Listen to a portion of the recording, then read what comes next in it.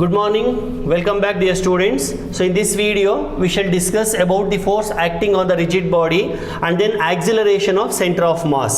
So in this video dalli helidage center of mass andre it is a single point which moves under the action of external force. When you apply the force the body has to move with certain acceleration.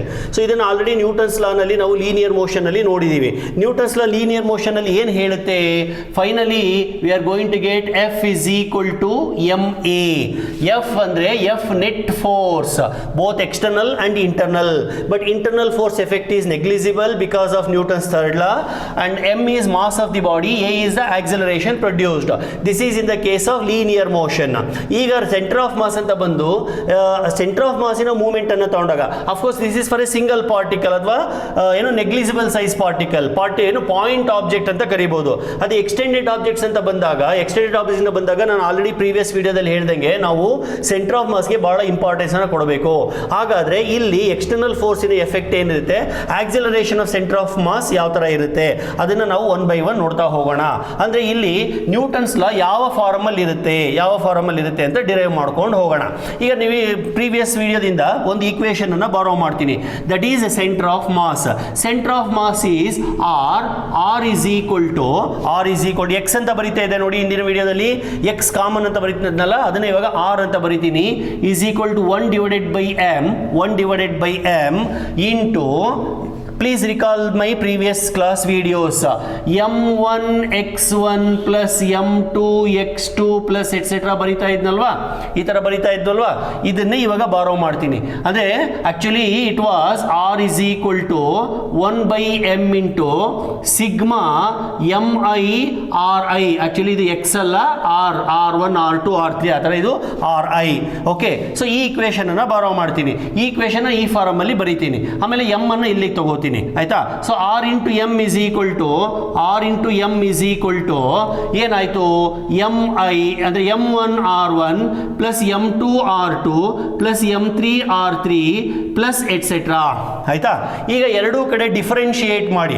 Mathematics ಅಲ್ಲಿ calculus ಅಂತ ಬರುತ್ತಲ್ಲ, ಅಲ್ಲಿ differentiation ಅಂತ ಇರುತ್ತೆ. Differentiation ಅಂತಂದ್ರೆ ಏನು, small variations with respect to small interval of time ಅಂತ. So ಇವಾಗ ಇದನ್ನ ಡಿಫರೆನ್ಶಿಯೇಟ್ ಮಾಡಿದಾಗ ಎಂ ಅನ್ನ ಡಿಫರೆನ್ಶಿಯೇಟ್ ಮಾಡಂಗಿಲ್ಲ. ಯಾಕೆಂದ್ರೆ M is not varying. Full ಒಂದು ಮೀಟರ್ ಸ್ಕೇಲ್ ಅಂತ ತಗೊಂಡ್ರೆ ಅದರ ಟೋಟಲ್ ಮಾಸ್ ಎಂ ಹಂಗೆ ಇರುತ್ತೆ. M into R and differentiate ಮಾಡಿದ್ರೆ D R divided by D T ಅಂತ ಬರೀಬೇಕು. ಅವಾಗ ಇದು ಬಂದ್ಬಿಟ್ಟು ಎಂ ಇಂಟು ಅಂದ್ರೆ m1 into D R one by D T one plus m2 into D R two by D T two plus et cetera.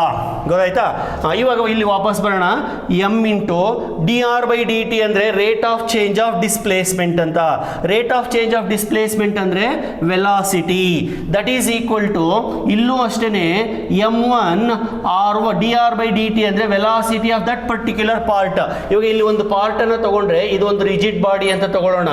ಆಯ್ತಾ? ಇದು centre ಇಂದ ಇಲ್ಲಿ ಯಾವುದೋ ಒಂದು ಪಾರ್ಟ್ ಅನ್ನು ತಗೊಂಡ್ರೆ this is at a distance of R and this part is having a mass of M ಅಂತ. ಆಯ್ತಾ? m1 r1 ಆ ಲೆಕ್ಕಾಚಾರ. ಸೊ ಹಂಗೆ m1 v1 plus m2 v2 plus m3 v3 plus et cetera ಈ ತರ ಹೋಗುತ್ತೆ. ಗೊತ್ತಾಗ್ತಾ ಇದೆಯಾ? ಈಗ ಇನ್ನೊಮ್ಮೆ ಡಿಫರೆನ್ಶಿಯೇಟ್ ಮಾಡಿ. Once again you differentiate this. Differentiate once again ಮಾಡಿದಾಗ ಏನಾಗುತ್ತೆ, m into D V divided by D T. Are you following? No, this is m into D V divided by D T. Okay, ಈಗ ಇದನ್ನ differentiation mass into velocity. Mass into velocity ಅಂದ್ರೆ ಏನು, momentum. Mass into velocity is momentum. ಅಲ್ಲಿಗೆ D by D T of m1 v1 ಬರೆಯೋ ಬದಲಿಗೆ p1 ಅಂತ ಬರೀತೀನಿ. Because m into V is equal to momentum. Sir ಇಲ್ಲೂ ನೀವು ಹಂಗೆ ಬರೀಬಹುದಾಗಿತ್ತಲ್ವಾ ಸರ್? ಬರೀಬಹುದಾಗಿತ್ತು. ನನ್ನ ಫೈನಲ್ ಇಂಟೆನ್ಷನ್ ಇರೋದು connection between force and acceleration. ಹಾಗಾಗಿ ನಾನು ಇಲ್ಲಿ ಆಕ್ಸಿಲರೇಷನ್ ಅನ್ನು ಉಳಿಸ್ಕೋಬೇಕು, ಇಲ್ಲ ಅಂತಂದ್ರೆ ಇದು ಹೊರಟು ಹೋಗ್ಬಿಡುತ್ತೆ. ಆಯ್ತಾ? ಸೊ ಈ ಫಾರ್ಮ್ಯಾಟಿಗೆ ಬರಬೇಕದು. ಸರಿ, m into D V by D T is equal D by D T of p1 plus D by D T of p2 plus D by D T of p3 etcetera ಹೀಗೆ ಬರ್ತಾ ಹೋಗುತ್ತೆ.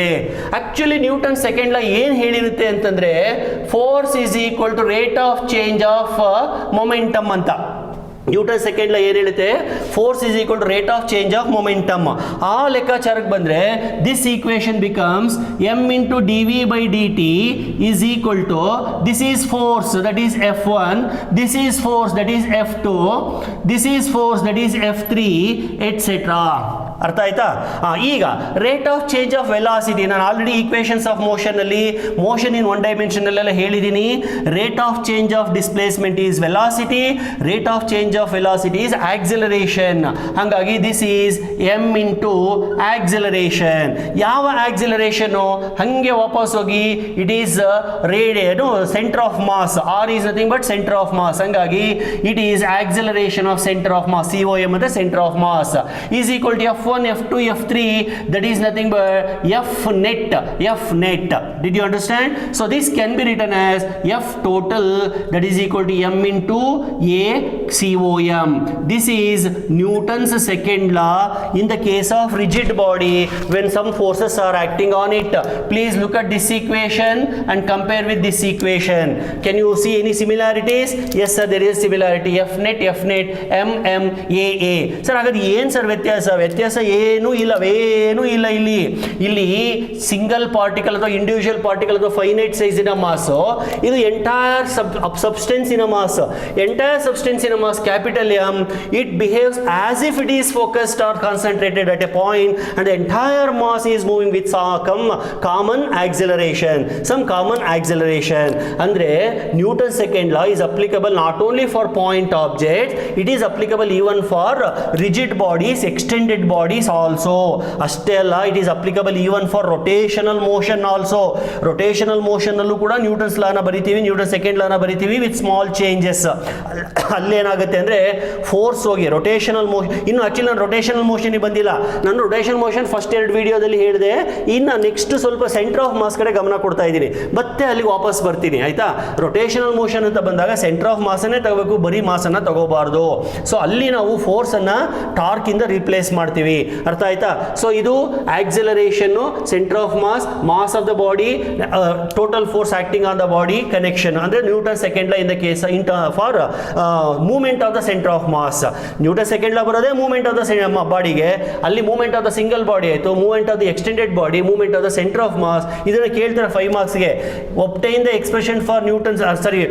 expression for acceleration of center of mass when it is moving, or discuss the motion of center of mass ಅಥವಾ discuss the movement of the center of mass and hence derive the Newton's second law. ಇವೆಲ್ಲದಕ್ಕೂ ಇದೇ answer ಏನೇ. Okay, so ಈ ವಿಡಿಯೋನ ಇಲ್ಲಿಗೆ ನಿಲ್ಲಿಸಿರ್ತೀನಿ. ಇನ್ನು ಉಳಿದಿದ್ದನ್ನು ನಾವು detail ಆಗಿ ಆಮೇಲೆ ಡಿಸ್ಕಸ್ ಮಾಡೋಣ. ಸೊ ಇನ್ನು ಮುಂದೆ ನಾನು ಸ್ವಲ್ಪ ಚಿಕ್ಕ ವಿಡಿಯೋಸ್ ಅನ್ನೇ ಮಾಡ್ತಾ ಹೋಗ್ತೀನಿ. Please watch and share the comments. Okay, thank you very much.